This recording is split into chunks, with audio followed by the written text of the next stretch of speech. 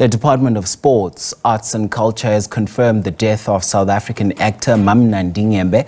She died at the age of 75. Nandi Nyembe, who's the grandson of the legendary actress, says the family will update the public on her funeral arrangements via social media.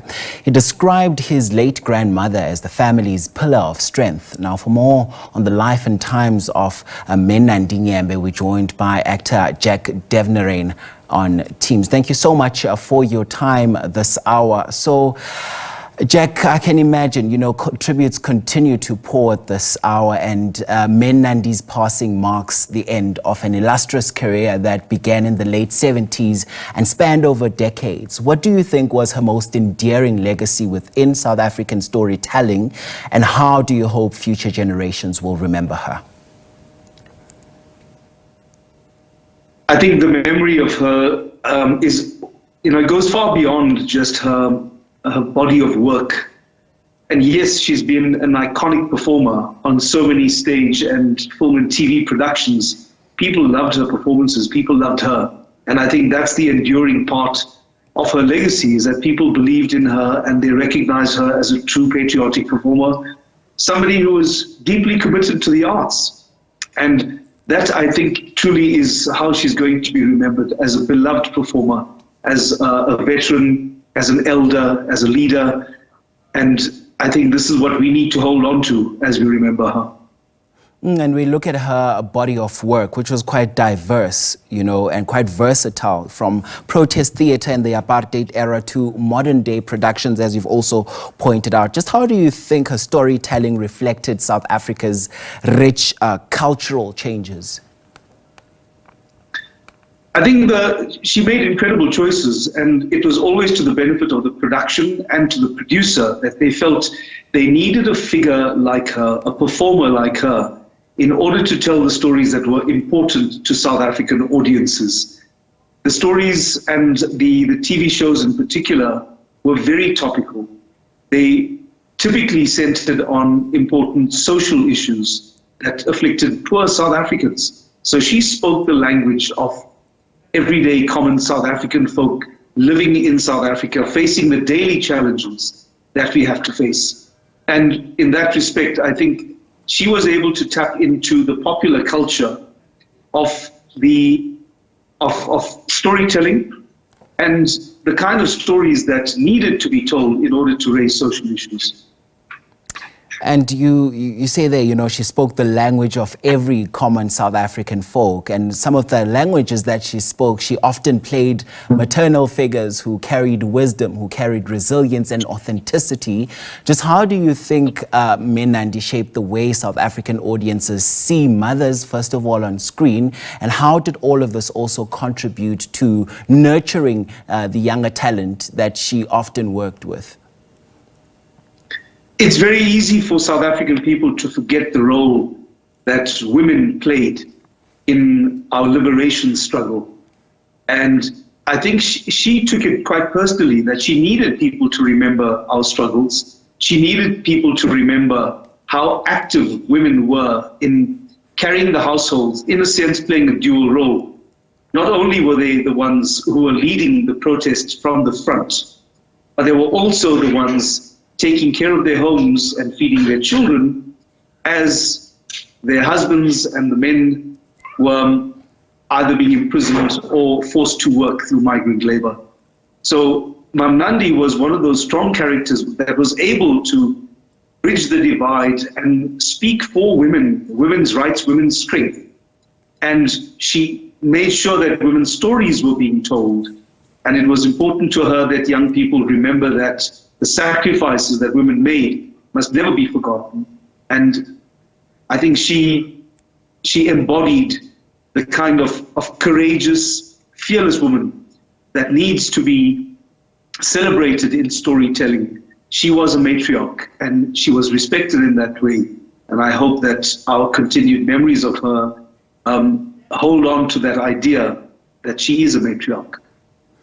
You know, and the irony of it all, Jack, I think, is that she passes away when we're still in Women's Month. You know, she is what many would call a towering figure, someone who excelled in every role that she took on. And one of the things that she also came, across as, she came across as a very strong figure, but many people often forget that as much as people are able to be artists and are able to put up fronts whenever they take up a certain role, they're human at the end of the day. And we've seen what has played out in the public domain with her over the past couple of months leading up to her death as well. And I know at some point you've often said that, you know, Nandi's experience was not unique given what has happened, but was also a symptom of an industry that does not treat performers as protected employees.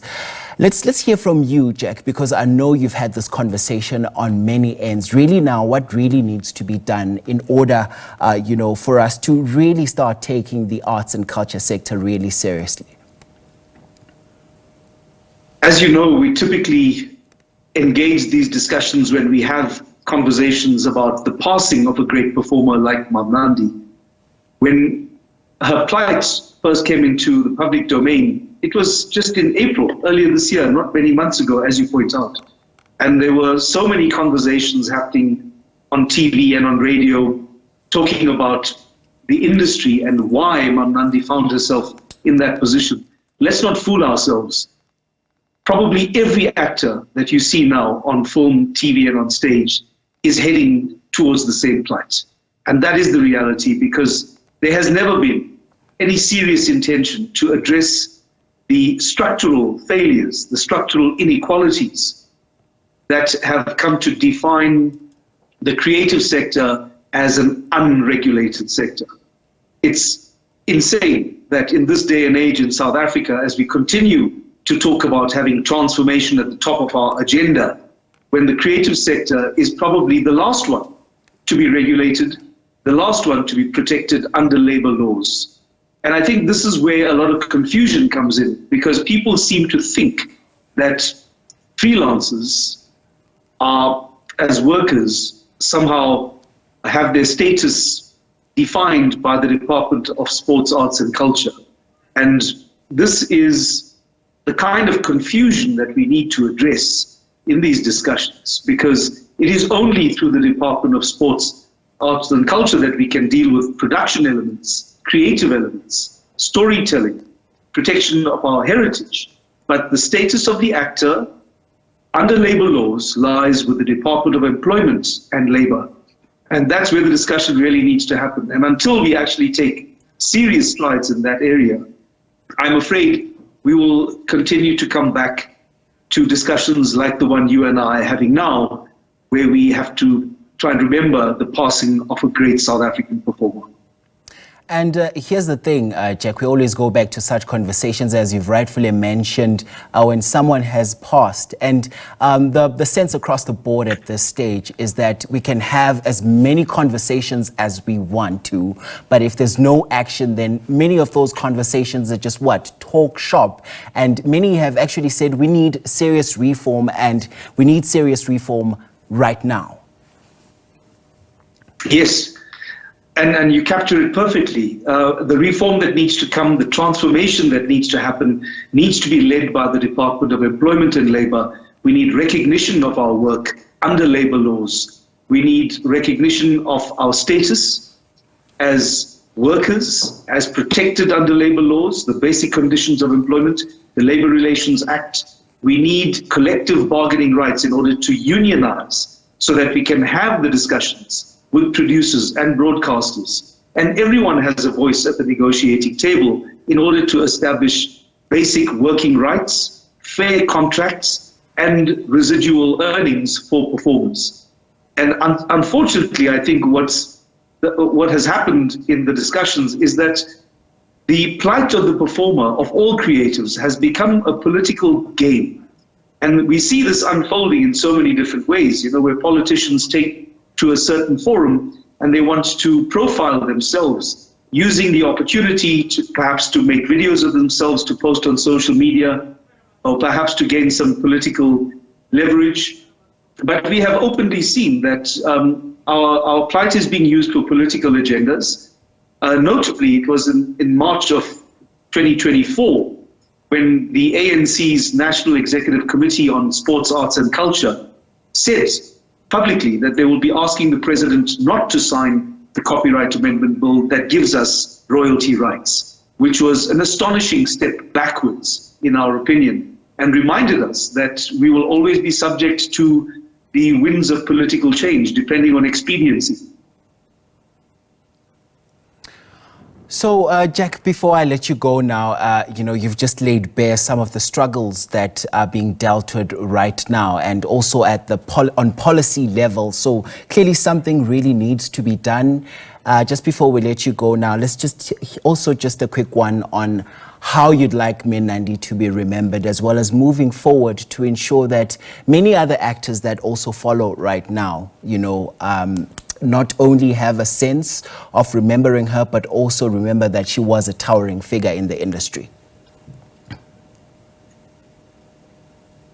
It's a very difficult time to say goodbye and to try and offer words of comfort, to tell the friends and the family of Mam Nandi that South Africans cared, South Africans respected her, South Africans revered her.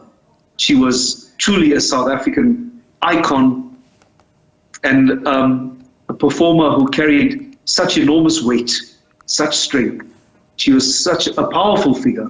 And we must remind each other that when we fight to protect actors' rights, it's in order to remember Mam Nandi's legacy and the legacy of every performer who have given their lives, who have sacrificed, and who need to be celebrated as South African heroes.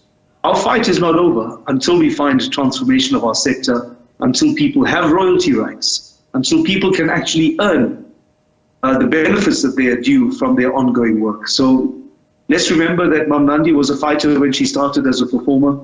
We must continue the fight in her name. Jack Devnarain is a South African actor. Thanks very much indeed for your time and reflections on the program today.